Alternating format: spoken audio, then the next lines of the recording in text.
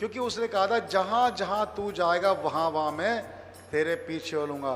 तो उस व्यक्ति को ये नहीं पता था कि प्रभु यीशु कहाँ कहाँ जाने वाले हैं।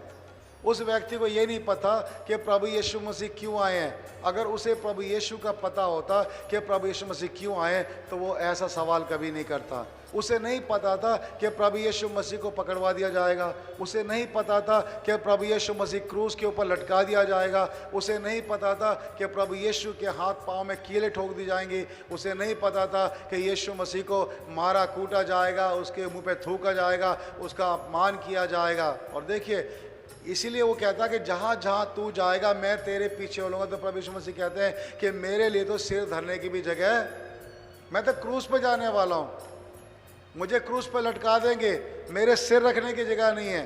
देखिए, प्रभु यीशु मसीह क्रूस पे लटकाए गए, ना ज़मीन में ना आसमान में, बीच में अधर में यीशु को लटका दिया गया। और जब प्रभु यीशु मसीह मर गए तो उसकी कब्र भी कहाँ बनाई गई? यीशु मसीह की कब्र भी अपनी नहीं थी, परंतु दूसरे की कब्र में उसको रखा गया। तो इसलिए प्रभु यीशु मसीह कह रहे हैं कि अगर मेरे पीछे आना चाहता है तो मेरे पास तो सिर रखने की जगह भी, इस दुनिया में जानवरों के पास अपनी जगह है, लोमड़ियों के पास भट्ट हैं, आकाश के पक्षियों के बसेरे हैं, परंतु मेरे पास कोई भी ऐसी जगह नहीं है। तो प्रभु यीशु मसीह अपने आने वाली मृत्यु के बारे में, आने वाले अपने क्लेश के बारे में इस व्यक्ति को कहता है कि मेरे पास कोई भी जगह सिर रखने के लिए नहीं है। और हम जानते हैं प्रभु यीशु मसीह को वास्तव में कोई सिर रखने की जगह नहीं मिली। प्रभु यीशु मसीह के पीछे हम चलना चाहते हैं, है ना। प्रभु यीशु मसीह ने कहा कि यदि कोई अपना क्रूस उठा के मेरे पीछे ना हो ले। प्रभु ये नहीं कहते मेरा क्रूस उठाओ, क्योंकि यीशु मसीह ने अपना हमारा क्रूस उठाया है। प्रभु यीशु मसीह ने हमारे लिए क्रूस का दुख उठाया। प्रभु यीशु मसीह हमारे लिए क्रूस पे मर गया, तो हमारे पापों का बोझ यीशु ने उठाया। तो प्रभु यीशु मसीह ये नहीं कहते कि तुम मेरा क्रूस उठा लो, परंतु यीशु कहते हैं कि यदि कोई अपना क्रूस ना उठाए। प्रभु यीशु के पीछे चलना है, लेकिन क्रूस हमको अपना उठाना है। क्रूस का मतलब प्रभु यीशु मसीह के लिए, जैसे प्रभु यीशु मसीह ने हमारा क्रूस उठाया, हमारे पापों का बोझ उठाया, हमारी निंदा का बोझ उठाया, हमारे अधर्म का बोझ उठाया, यीशु मसीह ने मार खाई, यीशु मसीह ने सब प्रकार का अपमान सहा और हमारे लिए मर गया। तो हम अपना क्रूस उठाएं, अर्थात प्रभु यीशु मसीह के लिए हम दुख उठाएं। तो सोचिए, मैं और आप जब प्रभु के पीछे हम चल रहे हैं तो हम ये ना सोचें कि हमें क्या करना, ये ना सोचें कि हमारा क्या होगा। हमने तो एक बार फैसला ले लिया तो ले लिया, अब हमें प्रभु के पीछे चलना है, अब हमें परमेश्वर की महिमा करनी है।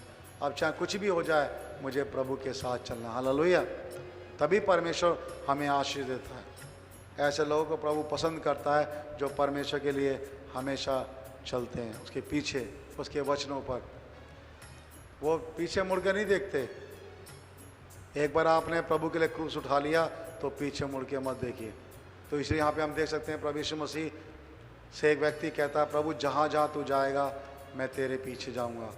प्रभु यीशु मसीह कहते हैं मेरे लिए सिर धरने की जगह नहीं है। यहाँ पे लिखा हुआ है मरकुस रचित सुसमाचार और उसका 8 अध्याय, मरकुस उसका 8 अध्याय और उसके 34 पद को हम पढ़ेंगे। प्रभु यीशु मसीह ने एक निमंत्रण हमको दिया है, एक निमंत्रण, एक इनविटेशन सबको दिया है। और यहाँ लिखा हुआ है, उसने भीड़ को अपने चेलों समेत पास बुलाकर कहा, जो कोई मेरे पीछे आना चाहे वो अपने आपे से इनकार करे और अपना क्रूस उठाकर मेरे पीछे हो ले। यदि कोई मेरे पीछे आना चाहे, फ्री विल है। प्रभु यीशु की बुलाहट कभी भी ज़बरदस्ती नहीं है, कोई कंडीशन नहीं है, लेकिन ये जो प्रभु यीशु की बुलाहट है सबके लिए है, और ये बिल्कुल हमारी मर्जी के मुताबिक है। यदि कोई आना चाहे, मतलब जिसके मन में इच्छा हो, कोई भी आना चाहे प्रभु यीशु मसीह के पास आ सकता है, लेकिन उसे एक काम करना है। प्रभु यीशु मसीह कहते हैं कि वो अपने आप से क्या करे? इनकार करे, अपने आप का इनकार करे। अपने आप का मतलब कि मैं कुछ नहीं हूँ। अपने आप का इनकार का मतलब कि मैं कुछ नहीं हूँ।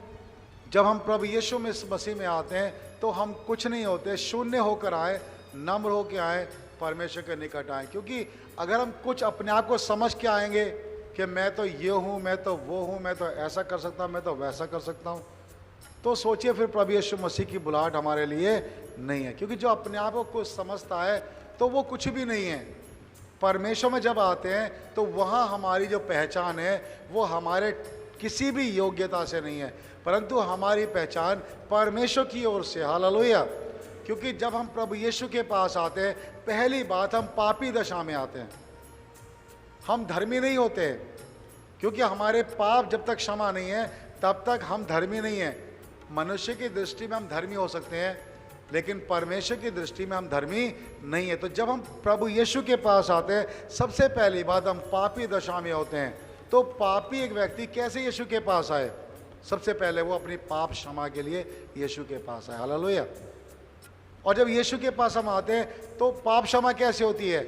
जब हम टूटे मन से प्रभु के पास आते हैं, जब हम कहते हैं प्रभु मैं कुछ भी नहीं हूँ, मेरे पापों को क्षमा कर। जब हम प्रभु यीशु मसीह के पास अपने आप को समर्पण करते हैं, हम ये मान लेते हैं कि मैं एक पापी हूँ, पाप में पैदा हुआ और मैं आदम की संतान पाप में हूँ, और इसलिए प्रभु यीशु मसीह तो मुझे पिता की संतान बना। तो जब हम प्रभु यीशु मसीह के पास आते हैं तो अपने आप का इनकार का मतलब है कि पापी दशा को छोड़कर प्रभु यीशु के पास आना। तो यीशु मसीह क्या करता है? हमारे पश्चाताप के द्वारा, हमारे अंगीकार के द्वारा हमारे पापों की क्षमा करता है, और तब यीशु मसीह हमें ग्रहण करता है। हालेलुया। ओ पिता धन्यवाद, थैंक यू जीसस। तेरे नाम की महिमा प्रभु यीशु मसीह, तू पवित्र प्रभु। Thank you Jesus. अपना क्रूस उठाकर हम यीशु के पीछे चलें, अपना क्रूस उठाकर हम प्रभु यीशु मसीह की ज्योति में चलें। जीवन की ज्योति पाएंगे, क्योंकि प्रभु यीशु मसीह हमें जीवन की ज्योति देता है। हालेलुया। धन्यवाद यीशु। प्रभु से क्या? प्रभु मुझे अपने पास तो रख। हालेलुया। तेरे हाथ में सौंपते हैं, सारी महिमा तुझे देते हुए, आज के वचन पे आशीष मांगते हुए प्रभु यीशु के नाम से इस प्रार्थना को मांगते हैं।